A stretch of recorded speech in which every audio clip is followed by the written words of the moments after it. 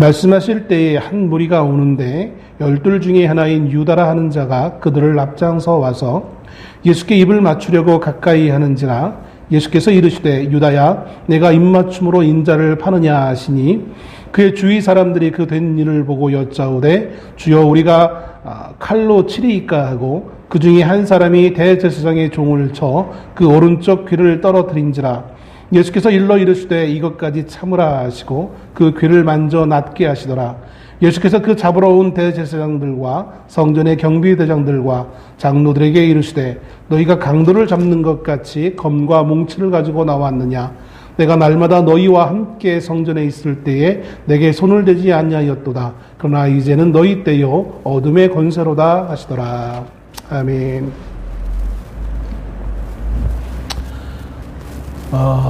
추석 명절이 곧 코앞에 다가왔는데 여전히 날씨는 매우 덥습니다.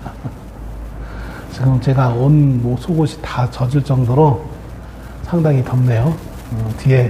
제 뒤에서 선풍기도 돌고 있는데도 땀이 식을 줄 모르고 계속 덥다. 어저께 새벽 2시까지 말씀을 준비하면서 새벽 2시인데도 여전히 아직도 덥다라는 느낌을 지울 수 없는, 올해는 참 긴 여름을 우리가 보내는 것 같습니다. 어떤 말씀을 가지고 단위에 설까 늘 주일 오전 예배를 끝나면 그 다음 주 말씀을 고민하는 것이 목사들의 모습인 것 같습니다. 어떤 때는 하나님이 쉽게 전할 말씀을 기억되게 하셔서 준비하게 하는 경우도 있지만 또 어떤 때는 참 오래 걸릴 때도 있습니다. 또 본문이 주어져도 그 본문을 묵상하면서 풀어나가기가 어떤 때는 또 쉽기도 하고 어떤 때는 너무나 어렵기도 하고 이 책 저 책 보기도 하고 다른 목사님들의 설교 말씀을 들어보기도 하고 도무지 풀리지 않을 때가 참 많은 경우를 보게 되어집니다. 오늘 본문의 말씀도 그런 것 같아요. 본문의 말씀을 지난주 주일 오후부터 이 말씀을 하나님께 주셔서 계속 머릿속에는 계속해서 떠오르는데 어떻게 풀어나갈까 참 고민이 많이 됐습니다. 내용은 너무나 평이한 것이기 때문에 우리 성도라들이라면 다 알고 있는 내용입니다. 겟세마네 동산에서 예수님이 기도하시고 이제 죽음을 앞두시는 십자가에 못 박히시기 위해 잡히시는 바로 그쯤, 바로 잡히시기 전에 예수님이 겟세마네 동산에 올라가셔서 사도들과 함께 같이 기도하십니다. 죽음을 앞둔 예수님은 정말 열정적인 기도를 하나님 앞에 드립니다. 놀랍게도 그 기도의 내용은 자신을 위한 기도의 내용이 아니라 남겨진 사람들을 위한 기도였던 것을 보게 되어집니다. 철저히 이타적인 모습의 기도를 하시고 그리고 그 이타적인 것은 단지 예수님이 인격적으로 고상했기 때문이 아니라 그것이 곧 그리스도 예수를 보내신 하나님 아버지의 뜻이었기에 하나님의 뜻을 구하며 그 뜻을 위한 철저한 남겨진 사람들을 위한 기도를 하십니다. 그럼에도 불구하고 예수님의 그 땀이 피 흐르듯이 흐르던 단 얼마나 기도를 하셨는지 땀이 피가 흐르듯이 흐르는 그 모습, 저는 아마 쉽게 그런 모습을 보일 수 있을 것 같아요. 워낙 땀을 많이 흘리기 때문에. 그러나 예수님은 정말 체질적인 모습이 아니라 정말 집중한 기도였기에 마음속 깊은 곳으로 나오는 깊은 간절함과 안타까움과 하나님을 향한 외침이 있었던 것을 봅니다. 반면에 그 예수님과 함께 겟세마네에 올라갔지만 그 예수님의 마음을 온전히 이해하지 못하고 있었던 사도들은 육체의 한계 때문에 좋을 수밖에 없는 상황에 놓여 있는 것을 봅니다. 그리고 졸고 있는 그 사도들을 깨우시면서 함께 기도하기를 종용하셨죠. 그렇게 3번에 걸친 기도를 하시고, 그리고 이제 사도들을, 여전히 졸고 있는 사도들을 깨우면서 이제 때가 되어졌음을 말씀합니다. 그리고 나서 이어지는 내용이 오늘 본문의 말씀인 것입니다. 본문은 한 무리가 가롯 유다를 앞세우고 주님을 체포하기 위하여 겟세마네로 왔다는 것을 시작으로 하고 있습니다. 자, 본문의 말씀은 우리가 부활절 때나 그쯤에 그 어간에 많이 설교되어지는 내용이라 사실 이번 주와는 참 어울리지 않는 주제예요. 그럼에도 이 말씀을 한번 가지고 올라왔습니다. 가론 유다가 많은 무리들을 데리고 예수님을 만나기 위해 옵니다. 그리고 이것은 단지 만나기 위함이 아니라 예수님을 사로잡아 가기 위한 대제사장들과 장로들의 계획에 동참하였던 것이죠. 마태복음과 마가복음에서는 이 동일한 내용을 표현할 때에 단지 유다가 왔다라는 것으로 표현하고 있는 것을 봅니다. 반면에 오늘 누가복음에서는 조금 마태와 마가와는 다른 뉘앙스로 말씀을 기록해주고 있어요. 그게 뭐냐면 이렇게 방금 읽기도 했겠지만 47절에 이렇게 표현하고 있죠. 12 중에 하나인 유다라 하는 자. 그러니까 유다가 온 게 아니라 유다라 하는 자라는 표현으로 약간 좀 경멸적인 표현을 사용함으로 해서 유다에 대한 좋지 않은 감정을 그대로 표현하고 있는 것을 보게 되어집니다. 그것은 성경을 기록한 누가의 감정이 그대로 고스란히 담겨져서 표현되어지고 있기 때문인 것입니다. 마태나 마가 그들도 왜 유다가 반가울 리가 없겠죠. 아니 반갑기는커녕 그를 미워하지 않을래야 않을 수 없을 것입니다. 그럼에도 마태와 마가는 철저하게 자신의 감정을 억누르고 하나님께서 기록하게끔 하신 대로 하고 있다는 반면에 오늘 누가는 좀 자신의 감정을 거기다 조금 실어서 표현하고 있는 것을 보게 되어집니다. 이처럼 하나님께서는 성경을 기록하실 때 제2의 저자인 성령님께서 성령님이 하시고 싶은 대로만 기록하는 것이 아니라 두 번째 저자, 그러니까 성령께서 사용하시는 두 번째 저자인 사람들의 마음과 성격과 인적 요소들까지도 반영하여서 성경 말씀을 기록하게끔 허락하시고 있는 것을 보게 되어집니다. 누가는 그의 마음이 그대로 담겨져 있는 유다라 하는 자라는 마음을 통하여서 유다에 대한 미움의 감정을 그대로 또 단지 미움이라기보다는 경멸하는 듯한 그 3년 동안 자신들을 가리키고 또 하나님의 아들로서 메시아로 오신 그 예수 그리스도를 팔았던 도무지 함께한 동료라고 여길 수 없은 듯한 그 사람에 대한 인간적 감정을 그대로 표현하고 있는 것을 봅니다. 그래서 성경은 때로는 우리가 읽을 때 같은 사건임에도 불구하고 좀 다르다라고 느껴지는 부분들이 간혹가다 있어요. 그 이유는 그 저자가 제2 저자의 상황과 그 사람의 어떤 인적 어떤 그 요소들을 가미했기 때문에 같은 사건을 기록하더라도 좀 다르게 표현하는 경우들이 종종 있는 것을 봅니다. 마치 우리가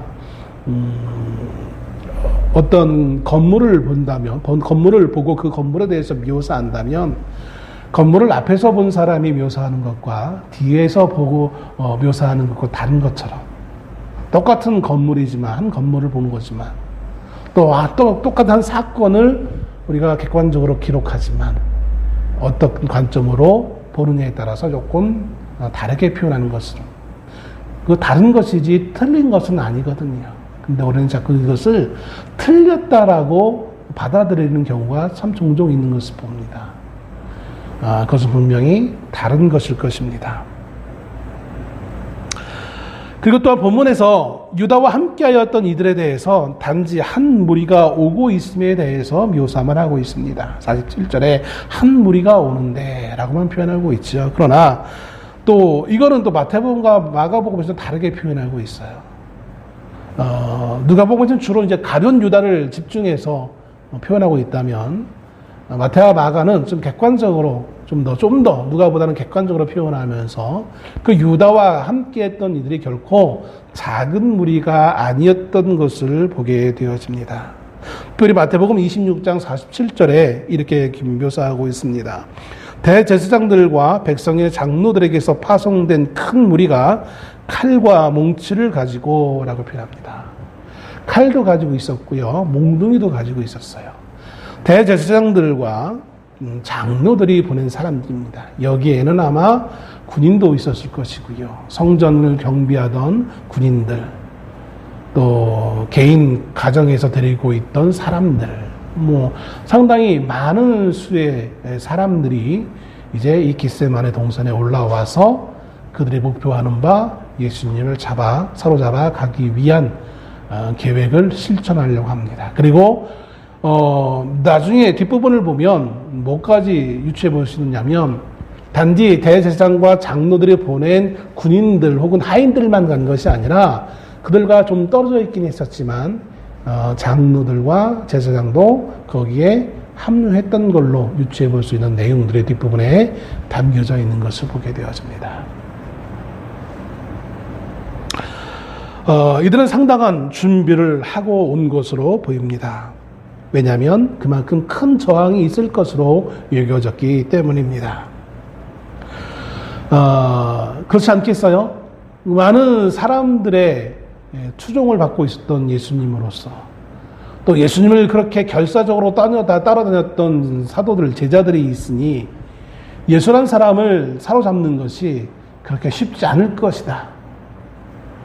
소위 말하는 어쩌면 예수님을 이들은 혁명가로 반란 수괴로 여기고 있는 그렇게 몰아가려고 하고 있는 그런 상황이었기 때문에 아마 그들은 의도적으로라도 더 예수님을 사로잡는 것이 쉽지 않은 걸로 과대 포장할 수밖에 없는 그런 정황상 증거였을 것입니다.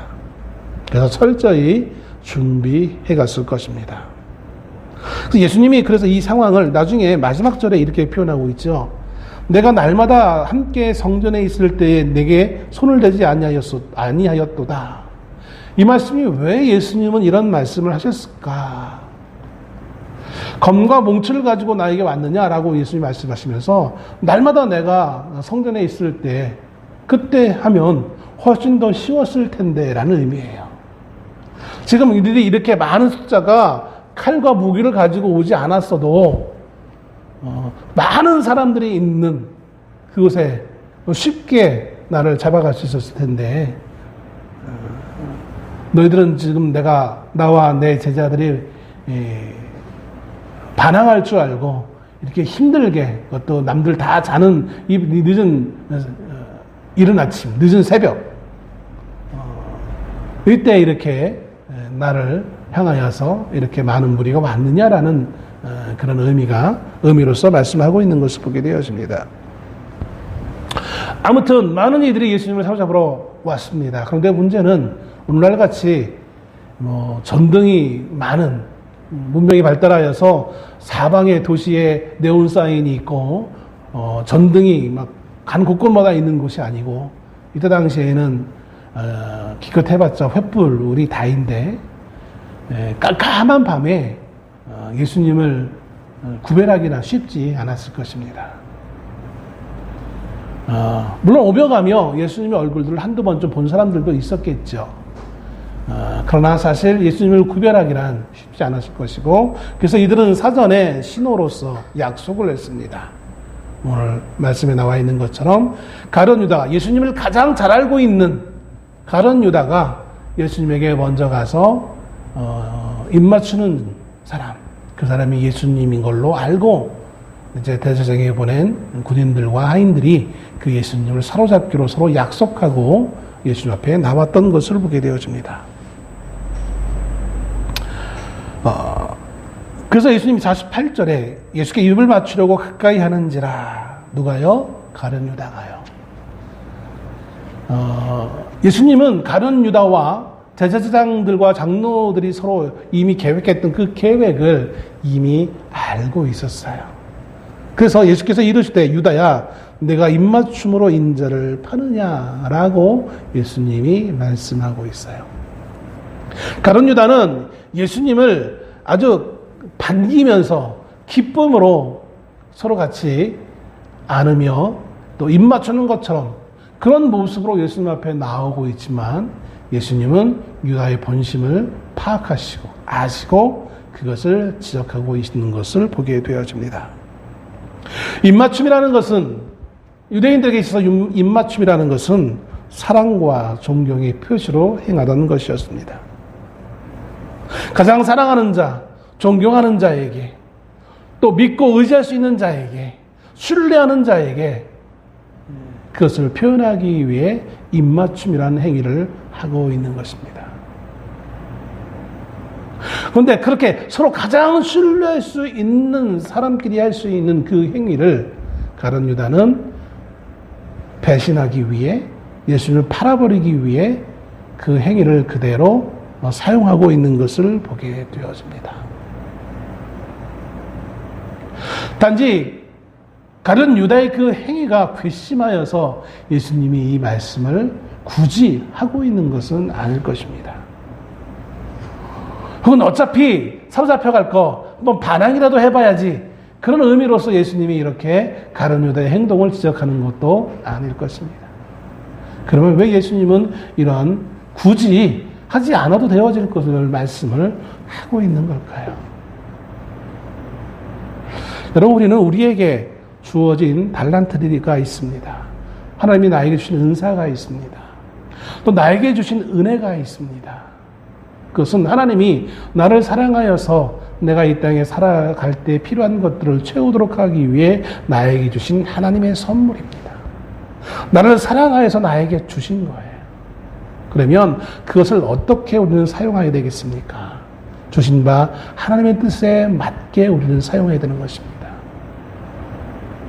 나에게 주신 달란트를, 나에게 주신 그 은사를 하나님의 주신 목적에 맞게 사용하는 것만이 하나님이 나에게 주신 그 목적대로 살아가는 것입니다.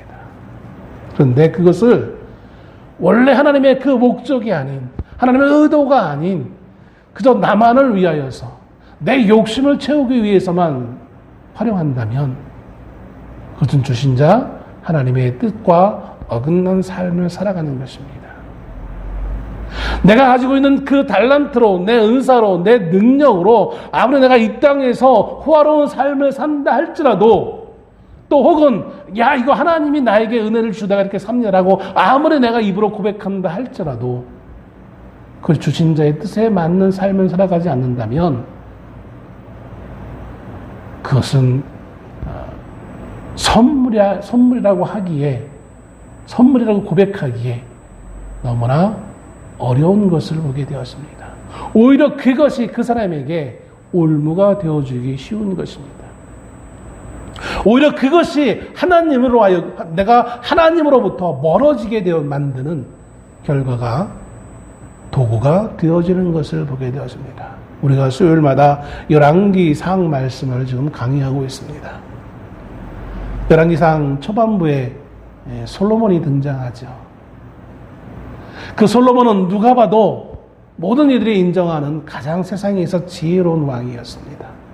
왜냐하면 그 지혜를 하나님께서 주셨기 때문에 그래요. 그런데 분명히 그 하나님이 주신 그 지혜였고 하나님이 주신 또 그로 말미암아 그가 구하지 않았던 부와 명예와 장수를 하나님이 주셨지만 그러나 그것으로 말미암아 오히려 하나님으로부터 멀어지게 만드는 도구가 되어진 것을 우리는 확인해 볼 수 있다는 것이죠. 그가 세상에서 호화로운 날마다 맛있는 음식을 먹고 가장 호화로운 삶을 살았다 한들 하나님 앞에서의 불순종으로 말미암아 그가 죽은 이후에 그 나라가 두 개로 나누어지는, 그리고 모든 비극의 시작이 되어지는 출발이 되어졌다는 것을 본다면 우리는 얼마나 하나님이 주신 것에 대한 잘못된 이해와 잘못된 사용이 오히려 복이 화가 되어지는 그런 상황들이 많은 것을 보게 되어진다는 것이죠.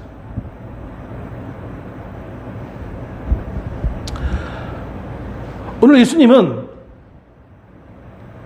네가 나에게 입맞춤으로 나를 파니야라는 이 말씀을 통해서 이처럼 하나님이 나에게 주신 것에 대한 올바른 사용을 또 말씀하실 뿐만 아니라 전통적으로 설교되어지는 것처럼 지금 예수님이 사로잡혀가는 것은 가룟 유다의 계획 때문에 잡혀가는 것이 아니라 예수님 스스로 잡혀가고 있다는 사실을 입증하고 있는 거예요. 가룟 유다가 입맞추기 이전에 이미 예수님이 먼저 말씀을 통하여 내가 예수다라는 사실을 알리고 있습니다. 모든 군인들은 지금 가룟 유다의 행동만 보고 있어요. 가룟 유다가 누구 앞에 가서 누구에게 입맞출까 그것만 지금 집중하고 있어요. 우리 같으면 어떻게 하겠어요? 미리 사전에 그걸 알았다면 될 수 있으면 가룟 유다로부터 멀어져 가야 되는 게 맞는 거잖아요. 눈에 안 띄기 위해서 숨어져야 돼요. 예전에 학교 다닐 때 수학 시간이나 좀 어려운 문제가 있는 것 선생님이 이제 이거 풀어볼 사람 할 때 공부 잘하는 사람, 아니 공부 잘하는 사람도 그랬던 것 같아 보면 웬만하면 될 수 있어 눈을 안 마주치려고 하는, 눈이 마주치면 시키니까 안 마주치려고 하는.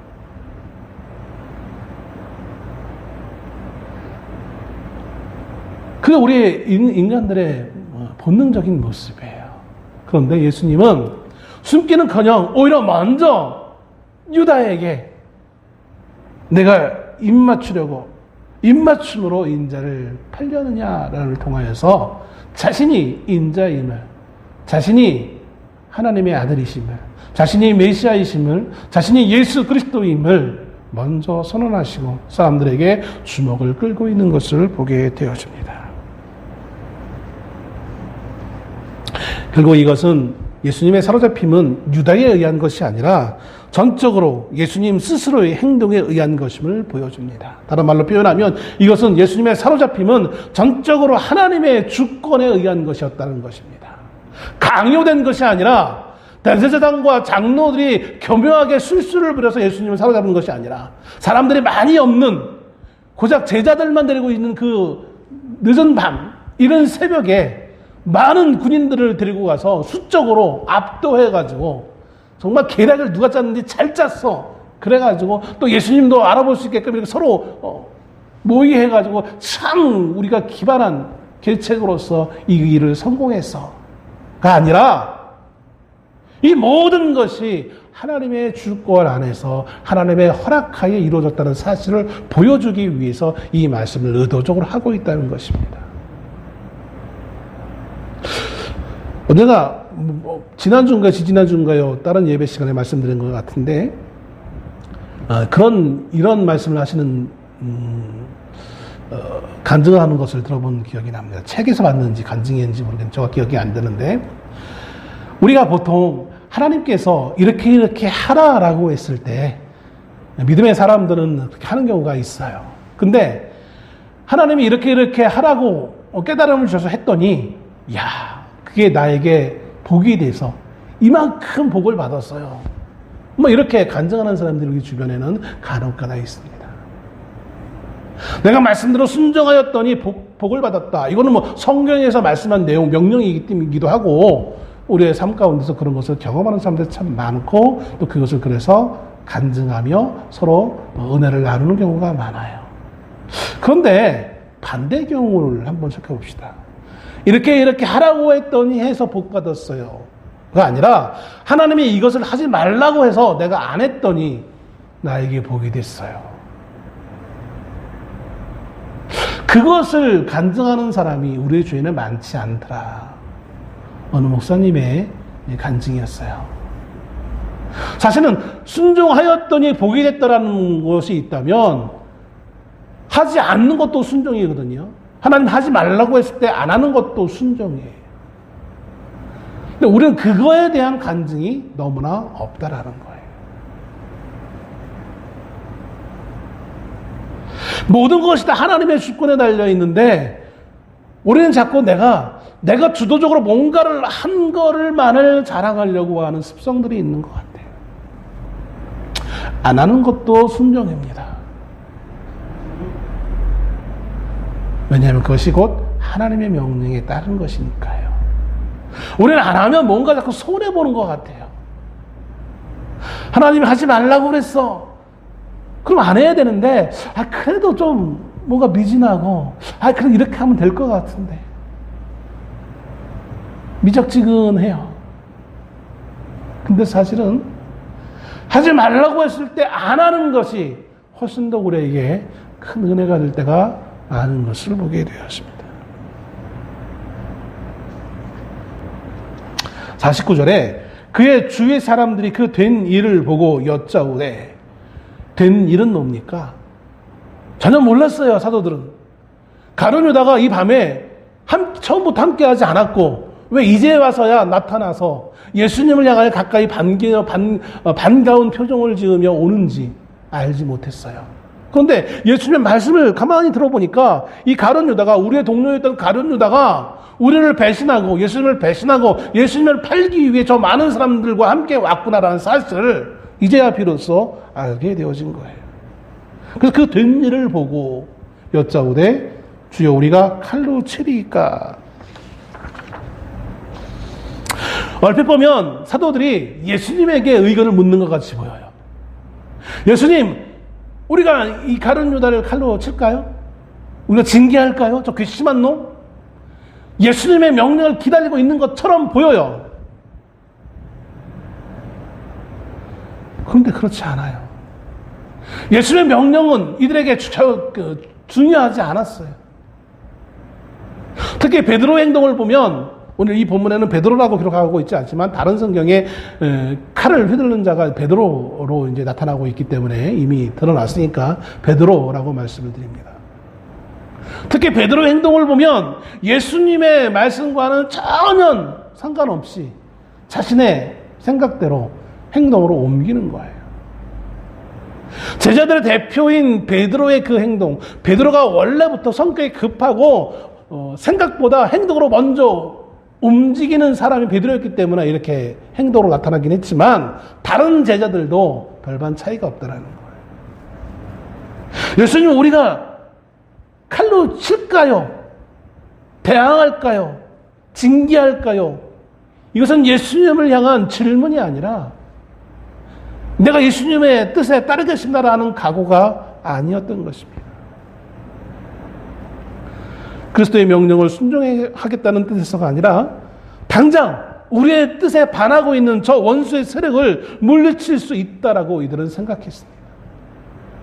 어디에서 그런 생각이 생겨났는지 모르겠지만 숫자도 훨씬 많고 무기도 가지고 있는데 자기에게도 무기가 있거든요. 우리에게도 칼이 있는데 우리도 할 수 있습니다 라는 거예요. 그래서 베드로는 좀 전에 말씀드렸던 것처럼 명령 내지는 허락을 기다리지도 않고 무모하게 힘을 사용하고 있는 것을 봅니다. 어떤 주석서들은 이것을 대단한 베드로의 열정이라고 믿음의 행동이라고 칭찬하고 있는 그런 주석서도 제가 읽어봤어요. 저는 이 본문의 내용과는 전혀 상관없는 자기 멋대로의 주석을 하고 있더라고요.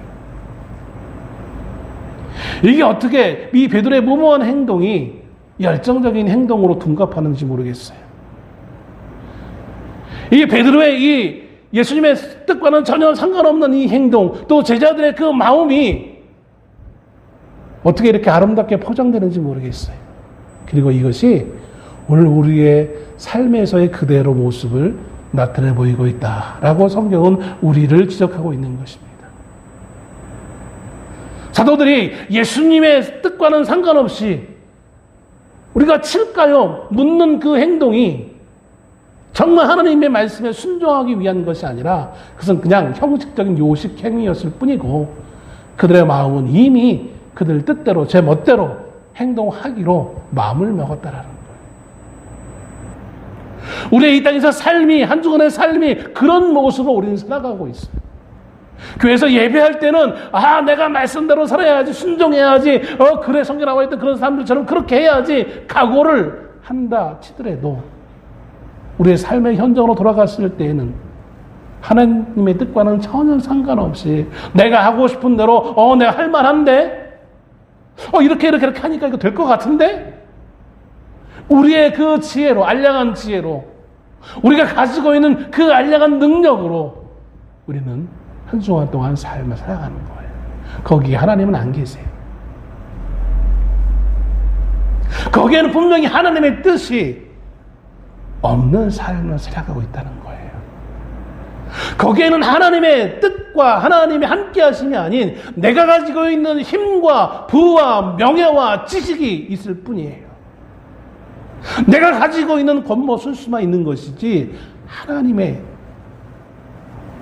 지혜가 담겨 있는 것이 아닌 경우가 대다수인 것을 보게 되어집니다. 그렇습니다. 우리는 성도라고 하면서 하나님의 자녀라고 하면서 우리는 세상의 삶을 살아가면서 하나님은 교회 안에 있는 하나님이지 우리의 삶의 현장에서는 좀 달라요라는 그런 모습으로 우리는 하루하루를 살아가고 있어요. 그러니 거기에 그 어떤 하나님의 은혜를 우리가 발견하지 못하는 이유가 되는 것입니다. 내 힘으로 다 했는데, 내 지식으로 다 했는데, 내가 가지고 있는 물질로 다 했는데 거기에 어떻게 하나님의 함께 하심을 우리가 느낄 수 있겠습니까? 대부분의 하나님의 함께 하심을 느끼는 사람들의 가장 큰 특징은 실패한 사람이에요. 실패를 경험한 사람만이 하나님의 함께 하심을 깨닫게 되어지고 그렇게 고백하는 것을 보게 되었습니다. 뭐 간혹가다 안 그런 사람도 있지만 그러나 간혹가다 안 그런 사람은 예전에 그런 큰 실패를 경험했던 사람일 뿐이에요. 우리는 누구나 크고 작은 차이와 있을 뿐이지 실패를 경험한 사람만이 비로소 하나님의 함께 하심을 구하고 내가 가지고 있는 것이 아닌 하나님의 은혜를 구하며 살아가는 자임을 보게 되었습니다. 심지어 목사들도 마찬가지예요. 하나님의 은혜를 구하고 하나님의 힘으로 살아가야 된다고 고백하는 그 목사들조차도 설교할 때는 하나님을 얘기하면서 삶의 현장에서는 똑같이 물질과 명예와 내가 가지고 있는 어떤 수단으로 삶을 살아가려고 하고 있는 것을 보게 되었습니다.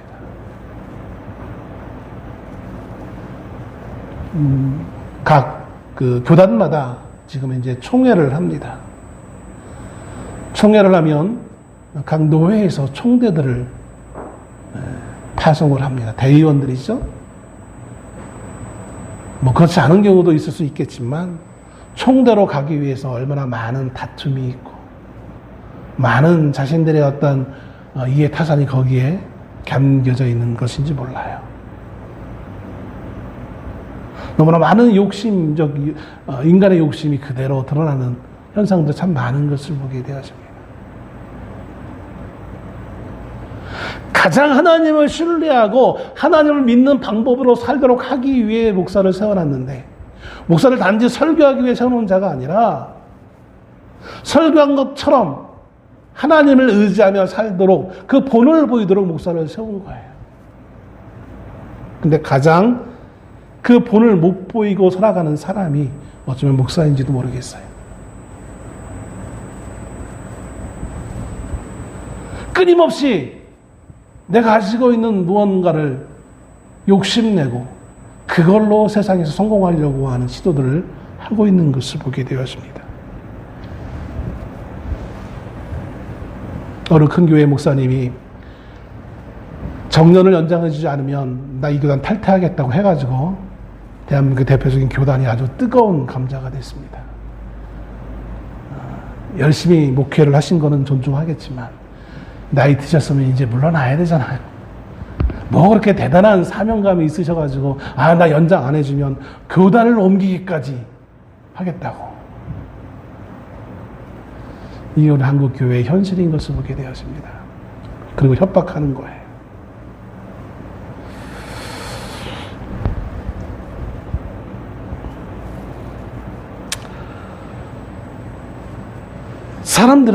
사도들은 하나님의 사역에 대한 잘못된 이해를 가지고 있습니다.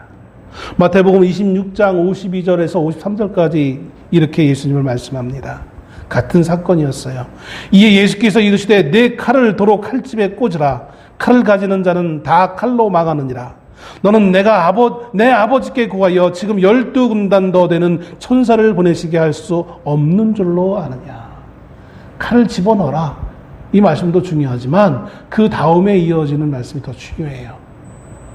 내가 내 아버지께 구하여 지금 12군단 더 되는 천사를 보내시게 할 수 없는 줄로 아느냐. 12군단이나 되는. 로마의 군단, 한 군단은 뭐 어떤 책에는 6,000명이라고 말하는 데도 있고 10,000명이라고 언급하는 데도 있어요. 정확하게 어떤 건지는 저는 모르겠는데 최소 6,000명에서 10,000명이에요. 그럼 12군단이면 최소한 72,000 내지 12만 숫자 산술적으로 본다면 그 많은 천사를 하나님이 보내지 않겠냐는 거예요. 힘으로 할 거라면 하나님 그 힘으로 못하겠냐는 거예요. 세상에 그 어떤 군대보다 더 강한 군대를 사용할 수 있는 것이 하나님이에요. 근데 그렇게 하시지 않는다는 거예요. 하나님의 일은 세상에 가지고 있는 물질과 명예와 세상의 도구를 가지고 하는 것이 아니라는 거예요. 근데 오늘 교회는 그 하나님의 방법으로가 아니라 내가 가지고 있는 물질과 도구를 가지고 하나님의 일을 하려고 한다는 거예요.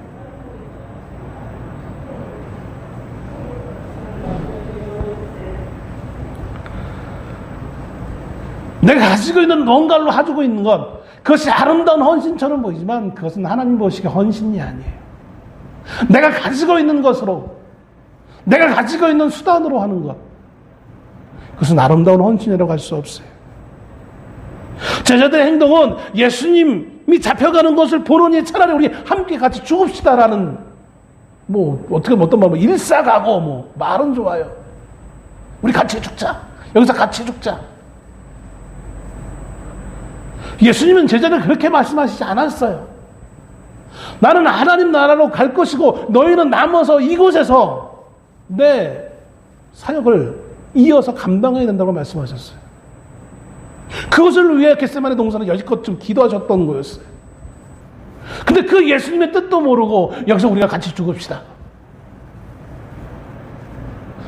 우리의 힘을 다해서 이겨낼 수 있으면 다행이고 그러지 못하면 우리 같이 죽읍시다.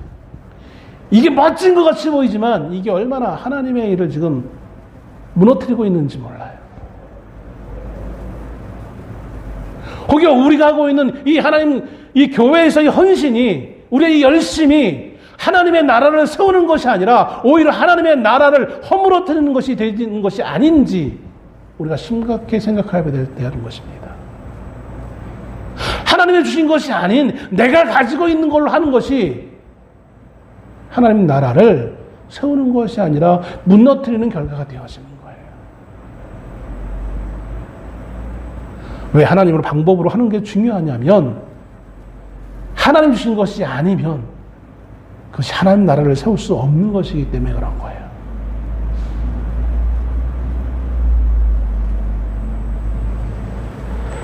시간이 많이 갔으니까 오늘 본문의 말씀은 십자가를 지기를 원하는 것이 아니라 싸우기를 더 좋아하는 사람들의 모습이에요.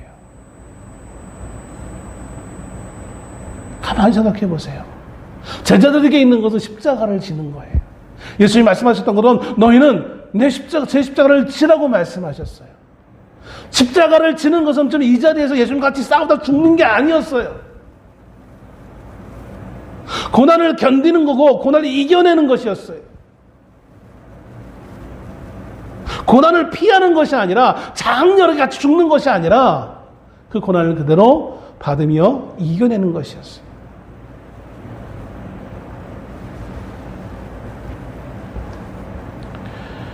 이제 베드로의 열정은 오히려 예수님의 일에 방해가 되어졌어요. 아마 이 제사장이 보낸 이 하인의 귀를 떨어뜨리게 한 이 베드로의 행동은 제사장들과 장로들에게 그들의 행동에 정당함을 가져다주는 중요한 내용이 되어집니다. 자, 봐라. 반란군의 수계 맞잖아. 제사장이 보낸 사람을 저렇게 칼로 위해를 가했으니 저게 어떻게 정당한 사람이라 할 수 있느냐. 유대인들에게 있어서 제사장이라는 것은 하나님을 대신하고 있는 거예요.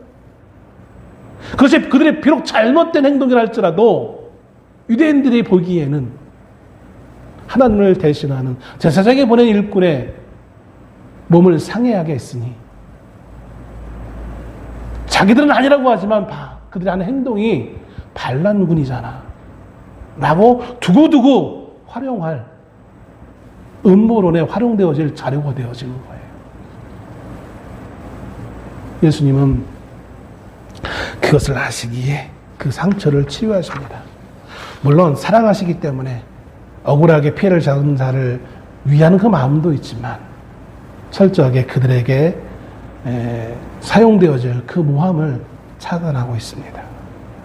이것까지 참으라. 이것까지 참으라. 우리의 마음에는 맞지 않지만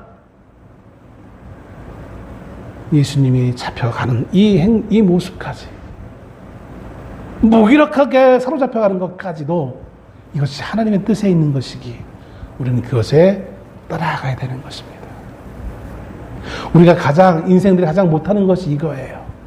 무기력함을 느끼는 거, 제일 싫어하는 게 우리 인생들의 모습이에요. 자신 있고 힘 있는 모습, 당당한 모습을 원하지 무기력하게 사로잡혀가는 것.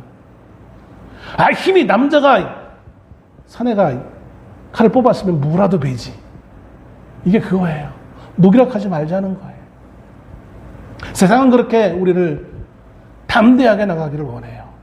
그래요. 담대한 것이 필요합니다. 때로는 우리가 악한 세력에게 담대해야 돼요. 그러나 그 담대함이 결코 그들과 정말 무도하게 우리가 가지고 있는 세상적인 방법으로 싸우는 그러한 모습을 보이라는 것은 아닙니다.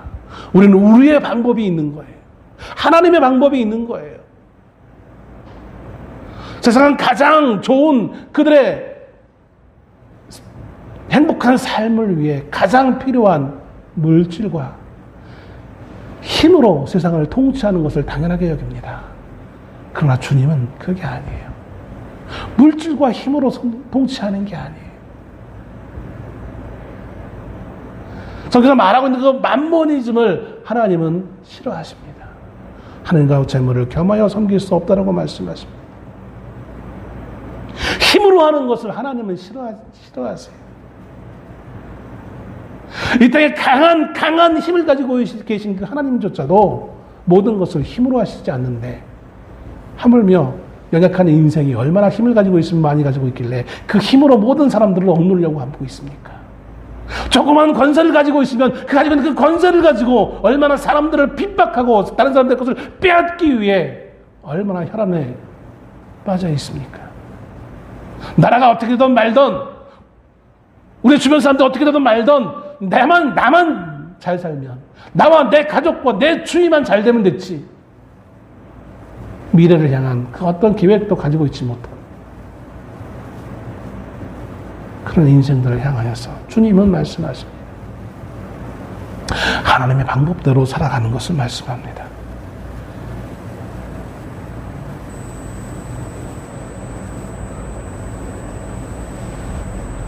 오늘 주님은 정말 무기력하게 사로잡혀가는 것 같이 보입니다. 강요된 모습으로 사로잡혀가는 것 같이 보입니다. 그러나 그것은 결코 강요된 것도 아니고 무기력한 것도 아니었습니다. 왜냐하면 이것이 하나님의 뜻 아래에 있는 것이기 때문에 그래요. 하나님 나라를 이루기 위한 십자가를 지는 길이었던 것을 보게 되었습니다. 여러분, 우리는 우리의 욕망에 따라서 참 많은 것들을 가지려고 합니다. 물론 모든 이들이 다 가난해지고 모든 이들이 힘없는 삶을 살아가라는 얘기는 아닙니다. 그러나 우리 앞에 그런 선택의 순간이 있을 때 우리가 우리쯤 한번 돌아봅시다. 이것이 정말 하나님이 나에게 허락하신 것인지, 나에게 허락하시는 방법인지, 이 수단이 정말 이 수단밖에 없는 것인지 한번 돌아봅시다. 그리고 만약 오늘 예수님 말씀하신 것처럼 이것까지 참으라는 그 말씀이 나에게 들려졌을 때에는 그것이 아무리 나에게 이익이라 할지라도 내 욕망과 부합하는 것이라 할지라도 이겨냅시다. 참읍시다. 이것이 성도의 삶의 모습인 것입니다. 기도하겠습니다.